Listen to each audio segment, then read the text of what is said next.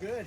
Thank you for the By teasing but not quite confirming a presidential run in 2024, Donald Trump says he doesn't want to detract from these midterm elections, but his fingerprints are all over them.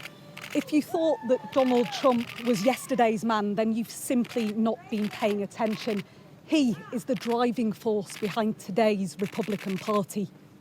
He's endorsed almost 300 candidates in races across this country, casting his vote alongside wife Melania in the knowledge that his name too will likely soon be back on the ballot.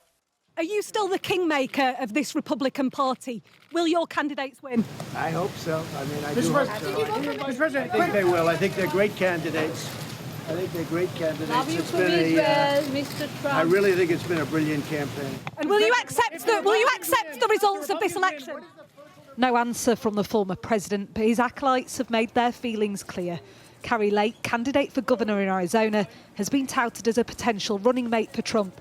She cast her vote, but is already nodding towards election fraud. Mehmet Oz, a Senate candidate he's endorsed in Pennsylvania, also questions the 2020 election result. If Team Trump is successful in these midterms, they'll almost certainly line up to back him in any presidential run. His Make America Great Again movement, once fringe, is now front and centre.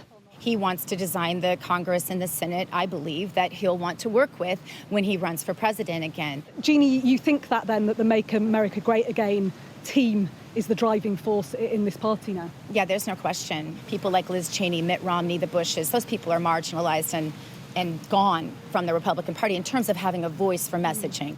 But not everyone is relishing the return of the Donald. I think he's a man who divided our country, and I think the greatest job of the president is to unite the country, not divide it. So I'm not a fan for that reason. You think he'd be bad news? I think he'd be divisive. I think he's a divisive man. And I don't think we need more of that. Once the nation's premier swing state, Democrats fear Florida is edging further to the right, with Republicans capitalising on divisive cultural issues. Polls predict sweeping Republican victories here and in many parts of the country. A red wave, perhaps, crashing through the second half of Joe Biden's presidency. The power in America lies where it always does, in your hands, the hands of the people. He appeared at a rally on Monday evening but was kept hidden from the public in the hours before the polls closed, concerned perhaps that his low opinion polls could rub off. Trump will watch from his Mar-a-Lago home to see how his candidates fare. An election which will determine how life and law operates in this country for the next 2 years, but will have implications far beyond that. Martha Kellner, Sky News, Florida.